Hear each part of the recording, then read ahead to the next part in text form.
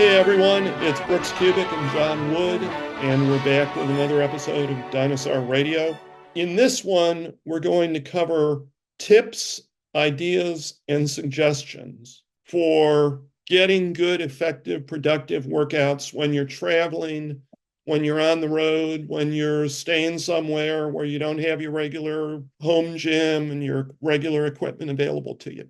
We thought we would do this because this is the time of year in December where, guess what? People are traveling. They're traveling for the holidays. They're going to stay with relatives, and they don't have access to their regular training quarters. And that gives them two choices. Choice number one is don't do anything, do the couch potato thing, which basically means you lose a week or two of training and you sit around and you get fat. Probably not a good idea. Or number two, you find a way to do some kind of training, no matter what, no matter where you are, you get good results. And that puts you in a position where you can start 2025 with a running start. You can guess which of those two John and I like. Right, John? Absolutely. Yeah. So, John, what is one tip or suggestion that you have for people who are packing up to go to grandmother's house and they're going to be there for 10 days? And guess what? Grandmother doesn't have any weights, doesn't have any training equipment, and she lives over the river and through the woods, far, far away from a commercial gym. What would you suggest? One tip. One of the things that I continue to tell people, and this even exists outside of the scenario that you just mentioned, is that you should be spending time focusing on your abdominal region. And there are probably hundreds of exercises that you could be doing for your abs that you should be doing anyway in your workout that don't require any equipment whatsoever, basic sit-ups, crunches, leg lifts, etc., etc. I think that you do 10 to 15 minutes of ab work, it'll do you good. And you can probably do a complete ab work at grandmother's house or anyone's house, anywhere you are. All you need is a floor. All you need is a floor. Okay.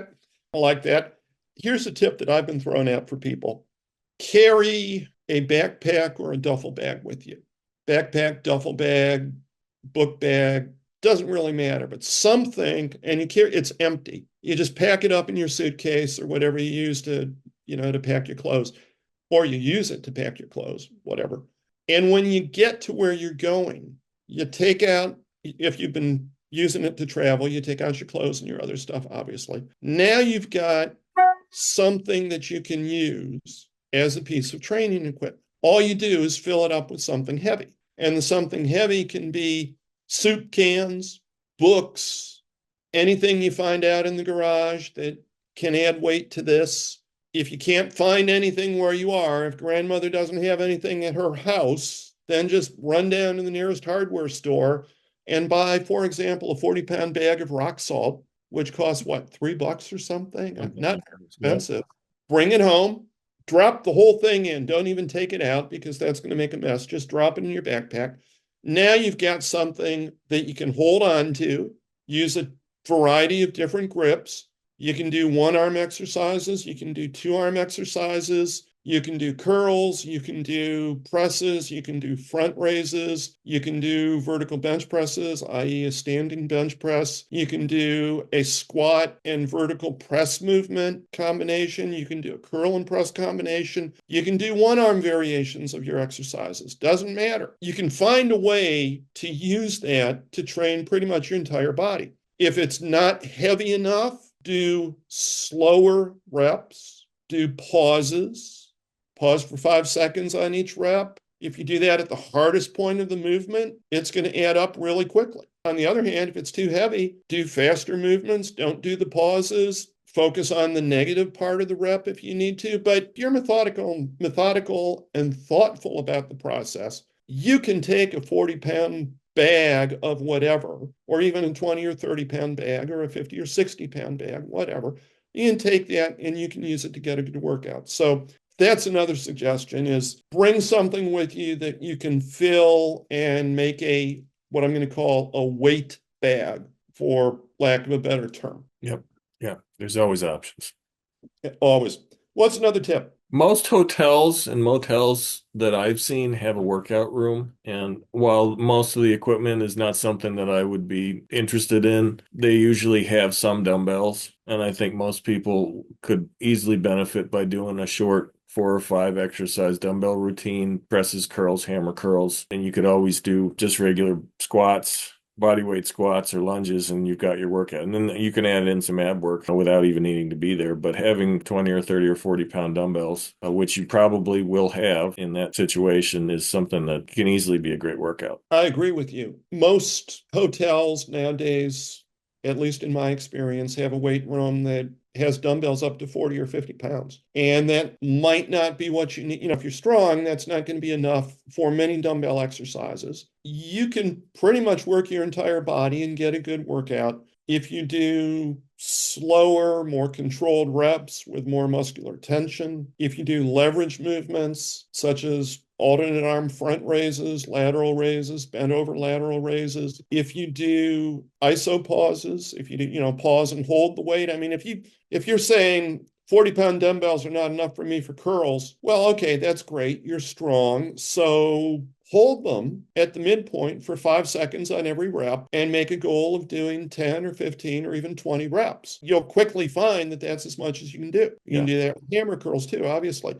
The other thing you can do is exercise combinations. You can do a set of hammer curls immediately followed by a set of alternate arm front raises, immediately followed by a set of dumbbell upright rowing, immediately followed by dumbbell shrugs, immediately followed by dumbbell rows. And if you do them nonstop, back to back, again, it builds up. It has a cumulative training effect. And by the time you're done with one circuit of that, you're saying, wow, this is harder than I thought. So that's another suggestion. That's another suggestion and a good one. I would note, though, that at most hotels, you probably don't want to, if you're strong, you probably don't want to try to do really heavy compound movements on any of the equipment that they have because you're too strong for it.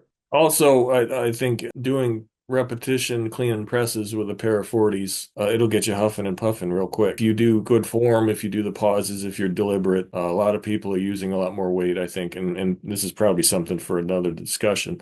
But I think that if you do exercises real smooth and pause appropriately and so on and so forth, you don't need a lot of weight. So that's something to also consider. Yeah, that's absolutely true. And then the other thing, of course, is that many hotel gyms, well, I'm going to make this my next tip. So this is tip number 4. Whenever I talk to students, I train middle school and high school students at the high school weight room every day. And when they go traveling, when they know they're going to be on the road or whatever their circumstances are where they can't get in and train, I always say to them, push-ups are your friend. Do push-ups. That's pretty simple, pretty basic advice, but it's pretty good. And if you were on the road and you did nothing but push-ups, and I don't mean an hour of push-ups, I don't mean 1,000 push-ups, I don't mean anything dramatic, but if you did 5 sets of 10 to 20 push-ups, you'd be getting a pretty good workout and you'd be staying in pretty good shape. So that's another idea is just all you need is a floor, or let's make this the next tip. All you need is a floor, or you bring with you one of John's favorite pieces of travel equipment. What is that, John? Hand grippers. I usually have a couple whenever I go anywhere. It just makes it really easy to do grip work, and you should be doing grip work anyway. Just a set or two on with each hand, and you're done. So, usually as a finisher of something like that. But yeah, to me that's an essential. Sometimes traveling with grippers can be dicey. You never know. Some airports may have a problem with them. That's on you to figure out if they're in your regular baggage and not your carrying. I don't know. I don't know what the situation might be, but just use some common sense there. But either way, having a set of grippers is always a good idea. And similarly, and this will be the next tip, something that works really great for traveling is a set of push-up bars. Yes, we talked about that in a recent episode. And there's just so many different types of push-ups that you could be doing. And I think push-ups is also something we should probably talk about in a different episode. But the way people do push-ups versus the way people ought to do push-ups to study. If you notice, you can see how other people train thanks to YouTube, thanks to Instagram and stuff like that. And people do this, the half rep kind of pump out type of thing, which, okay, it's something. But I think that if you do push-ups, you can do push-ups in a different way with a different style and get a much better, more efficient, more effective result. So that's just my 2 cents. And one thing that is very common in many cultures, it's very common among wrestlers in India, for example, is to do your push-ups with your hands, each hand on a brick, which basically is serving the function of a push-up handle. Yep. And I've actually done that, and I like it a lot. Our friend Steve Maxwell, who used to live here in Port Townsend with me, and that's pretty cool because if you think about it, Port Townsend, we've got about 10,000 people here, and one of them is me and one of them is Steve Maxwell. That's like a pretty high percentage compared to the world at large of people who are serious about old school, no nonsense strength training. Mm. But Steve, by the way, has been living out of town for a while, about a year or 2 years. He's coming back, so he and I will be back to help keep Port Townsend wild and strong. But one of Steve's favorite things is to do those push-ups on bricks outside. Mm. And he actually has created an outdoor exercise trail that has pull-up stations where he's nailed not a well, I think he's nailed a 2x4. I think he's nailed a 2x6 board in different places across trees. So he has something to do pull-ups on. He likes doing pull-ups on a board with his fingers curved over the top. Mm. That's got a lot of grip strength benefits for him, and it's important for his jiu-jitsu training. But he also has bricks here and there, so he can just drop down and do his push-ups. And he'll do sprints. He'll do push-ups on his bricks. He'll sprint up a hill. He'll do pull-ups on his 2x4 across two trees. He'll jog over somewhere else and do some squats, bodyweight squats. And, then there he is with more bricks and more push-ups. And so he's got a whole course that he does, but it's basically exactly what we're talking about in this episode. It's a pretty cool way of doing it. So anyhow, bricks for push-up handles are another option. And John, what is another tip that we have for people? I'm going to give what is probably going to be the least popular suggestion on any of our podcasts that we've ever done, any episode that we've ever done. And that I'm going to suggest something that I do, and I don't know if anyone else does it, but if you're traveling and you're at a hotel, you go and find where the stairwell is and run up and down the stairs at the hotel you're at 5 or 10 minutes, and there's your workout. So I know a lot of people are going to say, oh my God, cardio.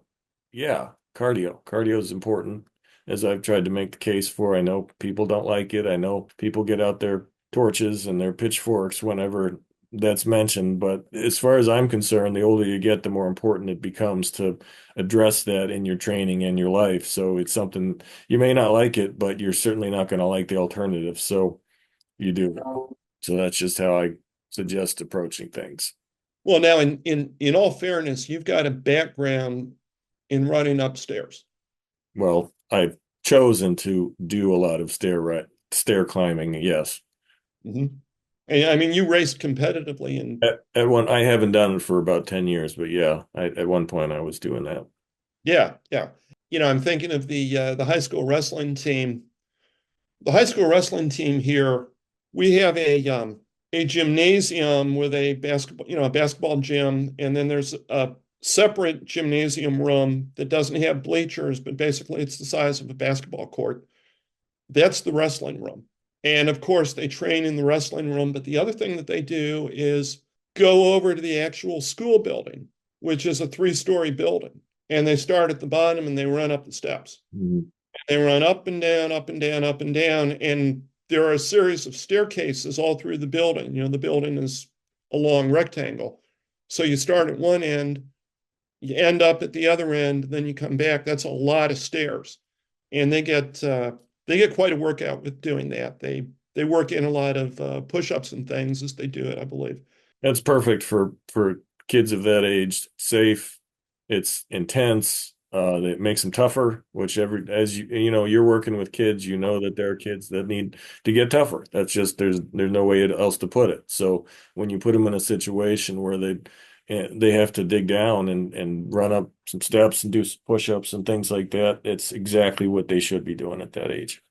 I'm going to throw out to any, pretty much all of our listeners, if you've not done this type of thing before, like stairs, not run stairs, it's harder than you think. Be sure you do it with the right kind of shoes. Don't try to do it barefoot, for gosh sake.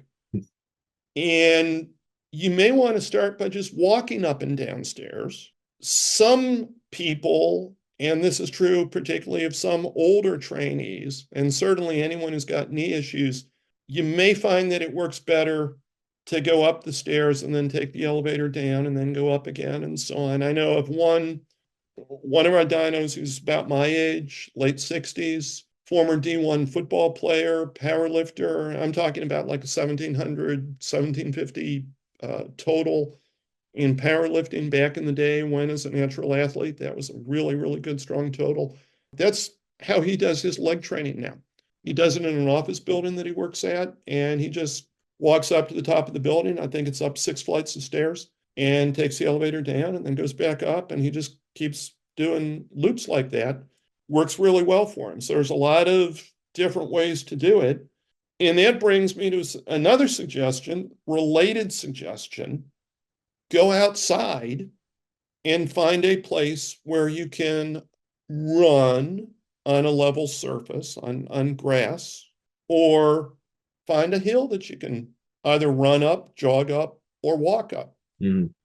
And again, be careful you don't overdo it because you can get, really sore really quickly doing something like this if you're not used to it. But it'll give you a really hard workout. Yeah. And and you can do it anywhere you can find a good, safe place for this kind of training. Obviously, you want to avoid a place where there's cars, there's traffic, things like that. But if you find the right place, that's a great workout. And also even just walking will get your heart rate up, will involve the muscles, and so you don't have to go crazy and be crazy stair climbing like I do. You can just walk and you will still get tremendous amount of benefit from doing this kind of thing. And you can have some fun with it. If you have a hill that's not too steep, you could walk it backwards, you could walk it to the side and do almost like a lunge type of situation. So I mean, there's things you can do to increase the uh, variety of the movements that you're doing. And you could put on a podcast just like this one, and by the time it's done, your workout's over. So there you go. Absolutely. Absolutely. And that brings me to another idea that I've been putting out there. And I'm thinking about this in the context of I've used this to train athletes down on our football field, which has a hill going up to where the school buildings are. And so we're at the football field, but we've got a hill. And so we can make use of the hill. So I'm going to kind of combine two things. But here's an idea of a really simple, brutal workout. Oh, well, if you want it to be, it will be brutal. And I have used this to flatten student athletes, but they didn't even know that they were working hard because they were actually having fun doing it, if you can imagine that. When you get to wherever you're going, okay, so we're going to grandma's house. You go to the hardware store. I mentioned that before. Go to the local hardware store or garden supply store and buy yourself a 39-pound concrete block, one of the big ones with 2 chambers, 2 openings, okay? Should cost about $3. Yeah, I've written about this in the Dinosaur File strength training newsletter, covered it in the November 2024 issue. So if you want more detail, go there. But briefly, with a $3 concrete block, as I said, in the US, they weigh in at 39 pounds. I don't know if they weigh the same in other countries, but 39 pounds is kind of the standard weight here in the US.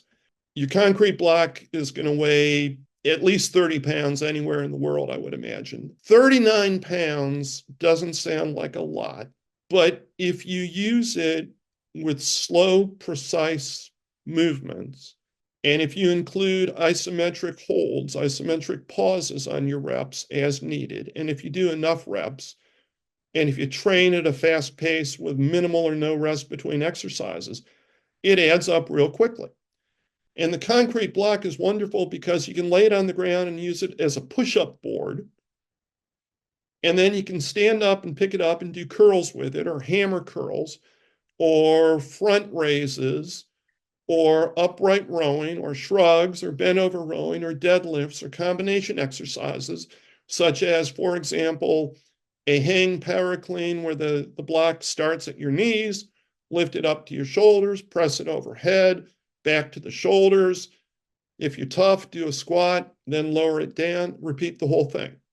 Or you can clean it to the shoulders, do a squat, stand up, do a press, repeat that movement. You can do a combination curl and press, all kinds of things, endless combinations. And if you want, you can hold it on your chest and you're essentially doing a goblet squat.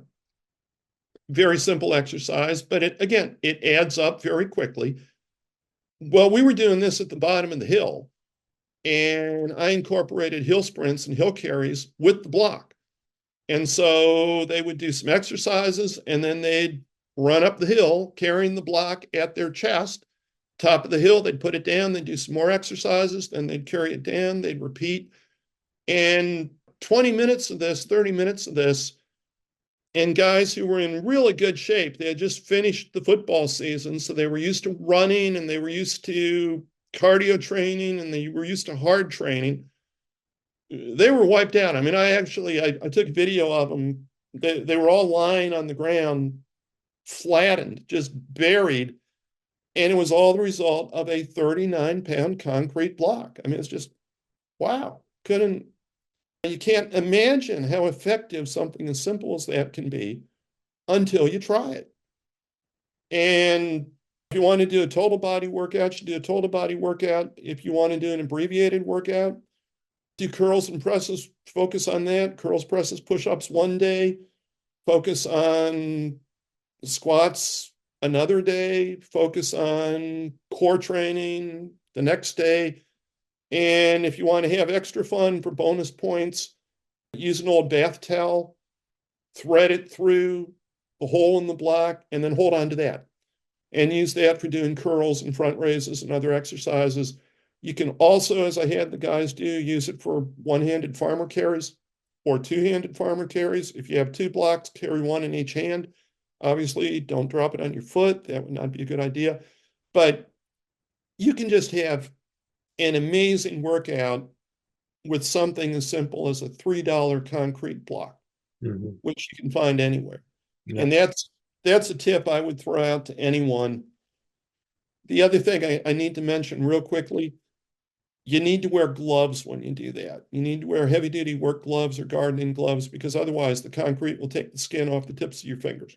John, what's another idea for our listeners? I'm going to suggest isometrics. And that's a whole lot of stuff to consider. But I remember one specific example that I read about. It was Bob Hoffman in his functional isometric contraction book talks about being at a weightlifting meet. I think it was in Japan sometime in the 60s. And he was wanting to get in a workout, but he didn't have an option to do so. And so he walked down the street and there was some type of construction situation there, some type of scaffolding of some sort. And he used the scaffolding itself to do his isometric workout and enjoyed it very much. So I remember that story. And he was talking about how much fun he was having. He found some kind of metal railing that was built into the ground and, too heavy to move. Yeah. He was able to use it for a number of different isometric exercises. And that is something that you can probably find almost anywhere, somewhere to do an isometric workout.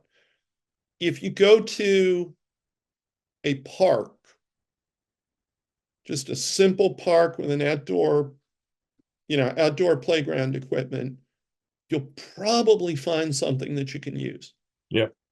And the other option, of course, is to bring a strong moving strap with you, a furniture forklift lifting strap. Yep. Uh, that's my preference, something I learned about from, again, Steve Maxwell. Really good idea. And you can do a complete isometric workout with that kind of strap. You step on it so that you can't lift it, and you can use it for any kind of exercise you want. There's even ways to use it for squats. Wonderful, wonderful tool, and a really, really good strength builder and a really, really good hard workout. So that's something else that I would recommend. Now, I've got another tip for any of the dinos who will be traveling with kids, or who will find a place to be where they have family members who have kids. Try doing push-ups with someone sitting on your upper back. Yep. Yeah, definitely done that. That's a simple one. Or standing on your back. Make sure that they have something to brace their hand against so they don't slip and fall. But you can do some pretty serious sit-up training with a human weight. I won't say a human dumbbell because that would be unkind, but with a human weight. You know who the world record holder in that is? Who was that? Bruno Sammartino. Oh yeah. Yeah, yeah. Back in the day when Bruno held the world record in the bench press at 565 pounds, he did a push-up with Haystacks Calhoun sitting on his back, and Haystacks Calhoun was reputed to weigh 600 pounds. So yeah, that would be a workout. I've kind of lost track of our time. I wonder if we have time for one more tip. I think we got time for one more, but we got to hurry. Okay. Do you have one? I'm going to say muscle control, which also is in the neighborhood of isometrics, but it's also a very different thing. And I think we can talk about that in a different show, but it's to me it's a fascinating subject, and I would just say if that's something that you're interested in, you should get the Maxic Muscle Control course, which I do sell on oldtimestrongman.com, as does Bill Hinburn, and Bill has done a fantastic job of coming out with a modern reprint edition, which is just high quality across the way. So that's a topic that is fascinating just in and of itself, and I think it's something that has a lot of potential that people should become aware of, just aside from the convenience of training while you're traveling. It's something that you should know about and study and work on just on your own. Absolutely. Well, I've lost track of how many tips we have, but there's seems like 10 or 12, and I think some pretty good training ideas. Bottom line is simply this to anyone who's listening. If you're on the road, keep on training. There's always ways to do it. Yeah, So definitely. Always options. always options. So everyone, thanks for listening. And if you're traveling, have a wonderful time on the road. Happy holidays to everyone. Hit it hard, and we'll be back soon. Take care. Thanks again.